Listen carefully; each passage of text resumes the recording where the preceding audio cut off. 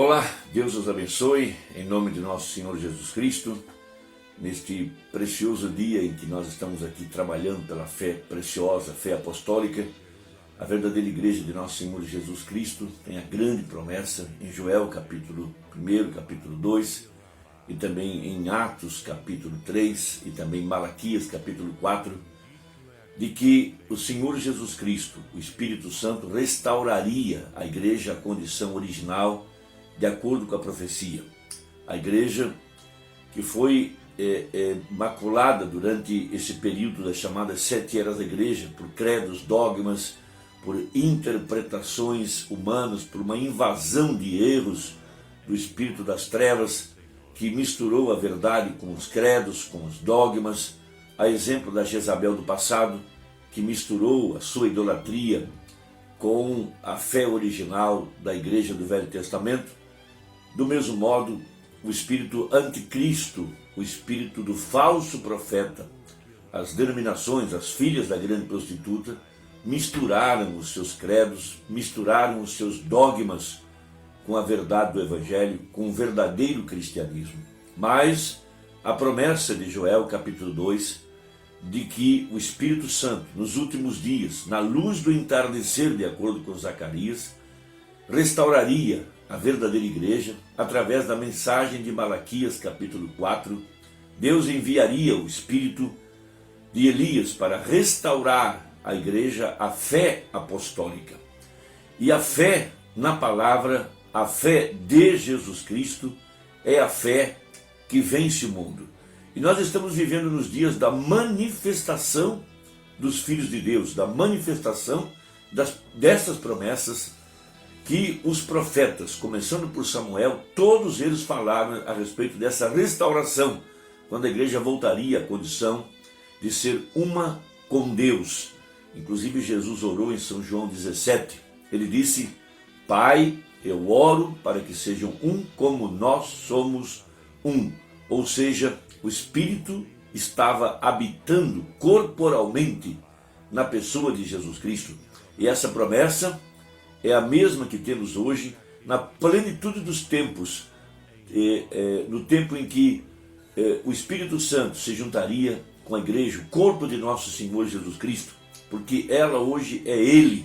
Deus enviou para baixo o Espírito do seu Filho, o Espírito Santo, nesse dia da redenção, logo após o Cordeiro tomar o livro da redenção em Apocalipse capítulo 5, e o Espírito desceu em Apocalipse 10, com esse livro na mão, e tem restaurado a igreja à condição original.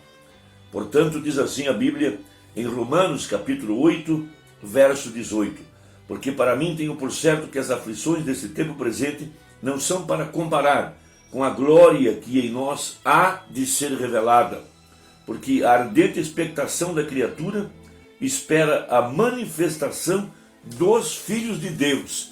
Então, a glória que foi perdida lá em Gênesis por causa da incredulidade de Eva, quando o diabo injetou a sua mentira e ele juntou a mentira com a verdade da palavra, isso trouxe morte e morte espiritual. Mas a promessa da restauração, de levar a igreja a viver de fé na palavra, uma fé que não mistura, uma fé que não interpreta, uma fé que não acrescenta e nem tira nada da palavra, porque a palavra é Deus. No princípio era o verbo estava com Deus, e o verbo era Deus, e o verbo se fez carne. Então, através da mensagem de Malaquias 4, porque um profeta é a voz de Deus, a verdadeira fé seria outra vez restaurada à condição original, como foi a igreja efesiana, a primeira igreja, onde o apóstolo São Paulo era o mensageiro a essa igreja, uma igreja que vivia tão somente debaixo da liderança do Espírito Santo, uma igreja que era totalmente guiada e liderada pelo Espírito de Deus através da pregação da palavra. Então, na mensagem, o rapto, o Mombrana pregando essa mensagem e usando Lucas 17, 30 a seguir, mostrando os sinais de sua vinda, os sinais da descida do Filho do Homem, mesmo o Senhor descerá do céu, porque agora é Deus revelando-se à igreja. Tanto é que o novo nascimento é a revelação pessoal de quem Jesus Cristo é nos nossos dias.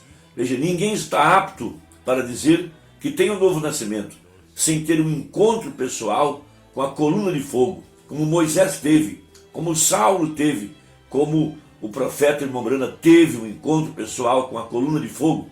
A mesma coisa temos tido nós, essa mesma experiência, para ver o mesmo Jesus, ontem, hoje e eternamente. Esse mesmo Jesus manifestado através do seu corpo, que é a igreja.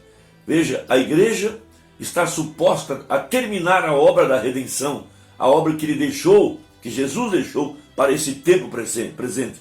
Jesus sabia que em sua primeira vinda não era tempo de ele terminar a obra da redenção, que ele deixou para esse tempo do fim, aquilo que ele realizaria através do seu corpo, que é a igreja, porque o principado está sobre seus ombros, diz a Bíblia, e ombros é corpo, e a igreja é o corpo de nosso Senhor Jesus Cristo. Então ela é o templo do Deus vivente, e uma parte da obra da redenção, ou de redenção, foi guardada para este tempo, para ser executada através da sua igreja, a igreja de nosso Senhor Jesus.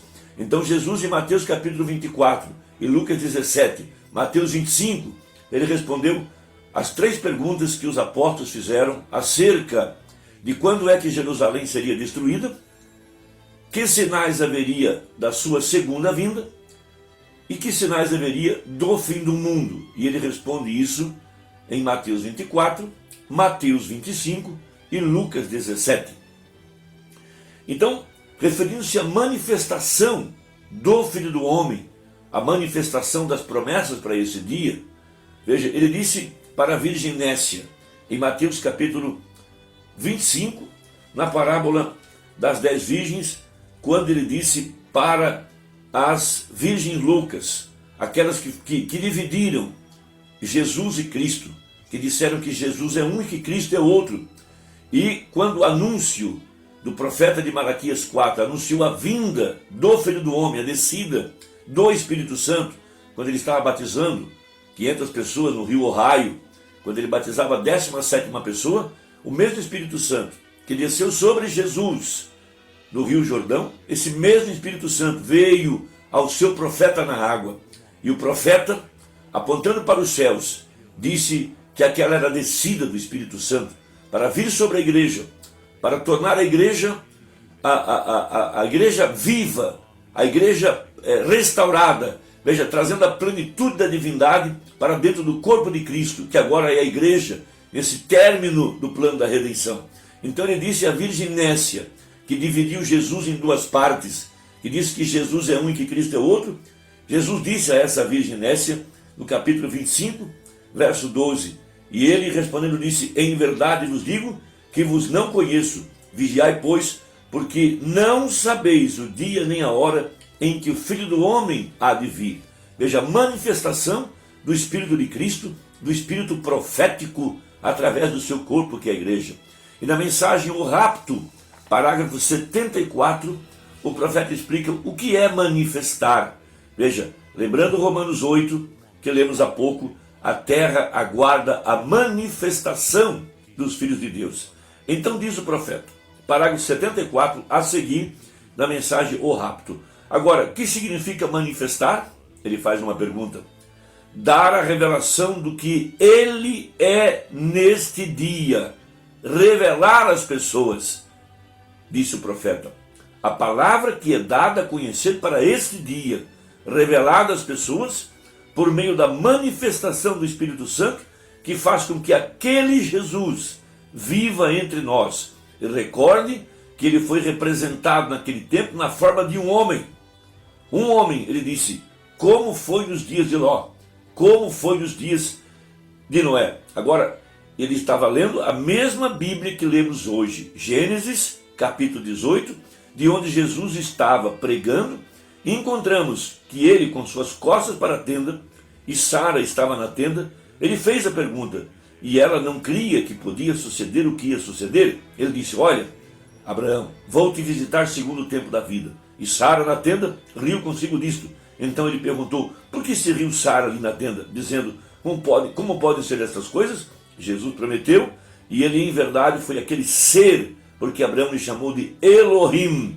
Vejam, todo-poderoso, Agora, a Bíblia prediz que isso voltará nos últimos dias, até mesmo Jesus o disse. Assim também vós, quando virdes sucederem estas coisas, sabei que já está próximo às portas.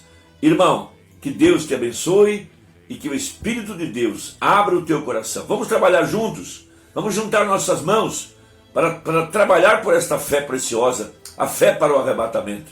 Envie essa mensagem a quem você ama e que Deus te abençoe e até a próxima, se Deus quiser, em nome de Jesus. Amém.